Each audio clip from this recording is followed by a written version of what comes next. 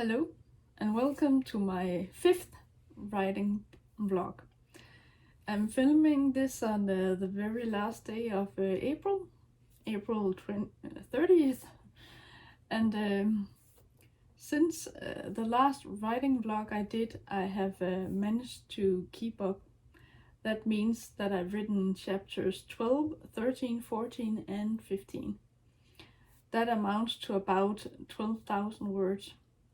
I think that's all right, as my goal per chapter is 2,500 words. So that means 10,000 words if I had only just written what I needed to write per day. I'm on target, both in terms of chapters and number of words. Everything is going according to plan. So now that April is almost done, it lines up perfectly with the fact that, or not the fact, I think that I'm halfway through the novel I'm writing at the moment, called Auras of Faith or Fate, and I'm aiming for about 90 words, 90,000 words in total, and I'm about 43,500 words into the story. If I double that, and then it's not quite 90,000 words, but it's close enough. I think I will end somewhere between 80k and 90k. I've kept up the pace and I've written a lot of words here in April, and what I've written since the last writing vlog I did is can be summarized as the following. Chapter 12.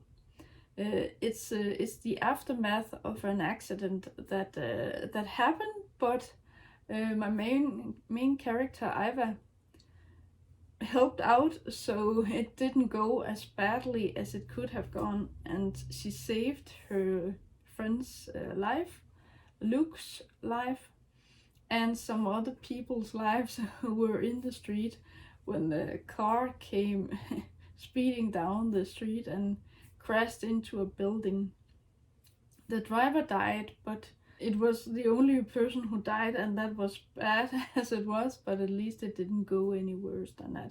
Iva saved Luke's life, but she also saved these other people's lives, and even though it was a stressful moment, she kept her head cool and called an ambulance as she sprinted down the staircase and out into the street. Chapter 12 is about the aftermath of this accident. She talks to Luke and they talk about what happened and how bad it could have been. And Iva doesn't really think that much of it. She just did what she instinctively knew to do, and when she shouted out the window to Luke to get him out of the way of the car. They also talk about what will happen to the driver and if he's dead. And they say that he died on impact, or at least that's what they think he did. The ambulance arrives and they take the body away, and Luke and Iva talk in the street. People around are still worried, they are scared, and they talk, and after a while they disperse. They go home and do other things, but Luke and Iva stay and talk for a bit.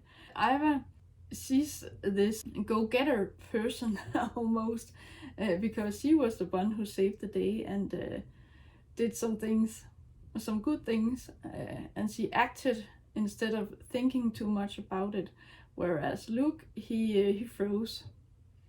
He went into shock.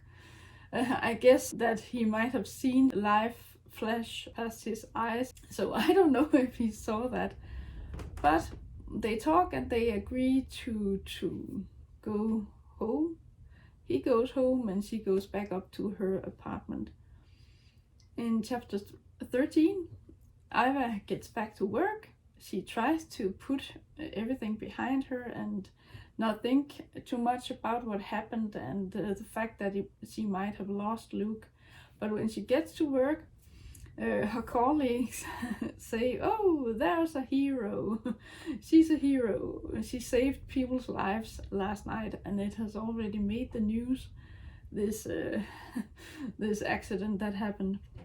But she didn't really do much. She called out for Luke, and she called an ambulance, and still they call her a hero. Her boss comes and wants to talk to her and get her help with the project they're working on. Eva just tries to enjoy the situation and not think too much about it, but that doesn't go that way when she finds out that there's a video of what happened on the local news station's social media. I don't know where she sees the video clip, but she realizes that someone has to have filmed her before the accident, because there's footage of her in the window in her apartment, and then shortly after the video shows her running outside in the street below and talking to someone. The video shows the apartment, and it also shows when she opens the window and shouts. So someone must have known something was going to happen, because they were filming already. I hope I managed to explain that, but the point is that she realizes that someone has been lurking on her, or maybe that person is a bit obsessed, and she thinks, oh, it's a creep. I'm going to go to the police, and they're going to find this person and confront him. She's convinced that it's him, that it's some man who's a creep, and she wants the police to do something about it, but they say, oh, we will look at this later. They don't have the resources or time to go and check it out right away. So she is determined to do something about it. And so in chapter 14, she is going to confront this person, and she goes home, or not home to her own place, but she goes to the building opposite of hers, and she has a good idea of where the video was filmed from. And so she goes up to confront the creep, but it turns out that there's a woman living there, and she has no idea what Iva is talking about. But then a boy shows up in the hallway beside his mom, and she thinks, oh, he's a bit too young to be a creep, and he's too young to work the camera and know how to film and when to film. And to make it even better, that boy is blind. So how did he film this? It turns out that he had some help. So I won't go into detail in this regard, but needless to say, Iva is a bit shocked, and she is surprised at this turn of events. It was something that I hadn't planned would happen, but I went with this and then wrote the chapter, and then today, when I had to write chapter 15, I just kept on going, and then now I'm trying to find out where the story needs to go in a way that combines this new turn of events, while I also stay true to what I've already written and the characters that are involved. I don't want to forget a character and just, oh, she or he isn't important anymore, and then go with a new character and go in another direction. I hope I can merge all of this so the plot is even bigger and stronger and better.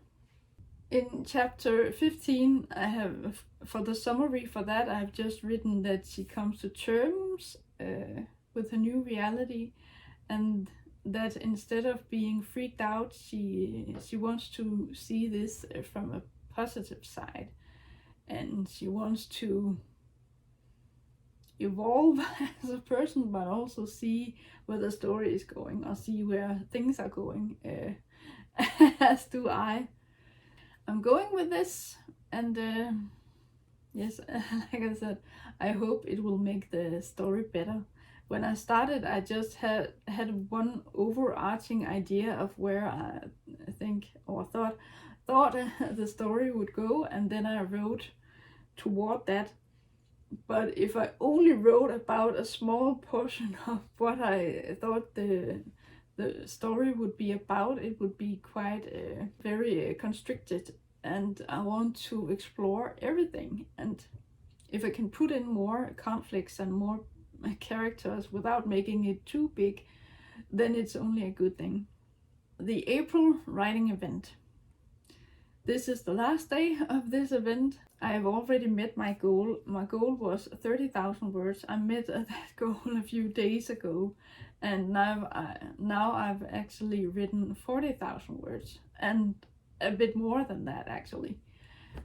So I have won the event in terms of what I wanted to achieve with this, but I don't think my team is going to win this event. I have racked up a lot of points, but I don't think it's enough to get my team to win. I would need a lot of points to make up for everything. Some people have racked up a lot of points, many more than I have, and a few I think have gotten a few fewer points than I do. But that's okay. People contribute with what they can and what they have time for. And like I said in an earlier writing blog, I don't want to do something just for the sake of it. Just to say, oh, I did this so I can get the points. I only wanted to do things I had already thought about doing or had planned on doing. So this event was a good way to get things done instead of just, oh, I can do it later. I think the other team will win, but that's okay. They're still ahead, but not as much as they have been, I think. We've gained a little on them, but we haven't come farther than they have. This event is still exciting.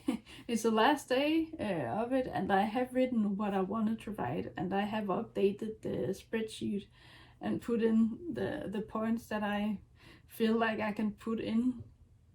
I want to be real and honest about what I've done. I don't want to click something or mark something as done if I haven't done it. I want to play fair, and I expect others to play fair as well. If my team won, or if we managed to win, it's just a boost and a pat on the shoulder. It's only an honorary title. Yay, win the event. But it is what it is, and whether my team wins or loses, it's all right by me. It was fun to be a part of it. Lastly, I want to catch you all up on the in-person writing event I went to last Saturday. In the previous writing blog, I said that I had to prepare for the writing event the coming day, and I did that. I got busy last Friday, so that means that I didn't get to write that day. And I had thought or planned on writing a chapter last Friday and a chapter Saturday, so I would be one chapter ahead for this week. But I didn't write anything Friday, but I managed to write one complete chapter Saturday. So I was still on track when this week started, and I've managed to write something, or I've managed to write a chapter Monday, and one Tuesday, and one today. So it's all good. At the writing event, we were only a handful of people, but it was nice and cozy, and we talked a lot about writing, but all other things as well. We talked a lot about life and what's going on in our lives, and it was a nice event. Pretty low-key and cozy, and we got something to eat as well to keep the steam going, or to keep the energy level high, so we could get some writing done. And I got some writing done, as I said. I wrote one complete chapter Saturday. It was only a bit over 2,500 words, but I called that a day. It ended nicely for me, because I managed to write the last part of the chapter before the event ended, I I hung around a bit longer because I had to catch a bus home. I plan on doing more or attending more in the future. They're a nice way to get some writing done and to create bonds and with others and talk with others about life as well as writing. I've mentioned it before, but lastly I want to say that I normally only write on weekdays, which is Monday through Friday. But I did an exception this time because I wanted to participate and get some writing done, and it was the day that had been chosen. It would be hard for people to attend if it had been on a weekday because the event started 11:30 before noon. So it was a nice afternoon to spend in good company with other writers. That was it for this writing vlog. I hope you enjoyed it, and I hope you will stick around and watch the next one. Until next time, take care. Thank you for watching.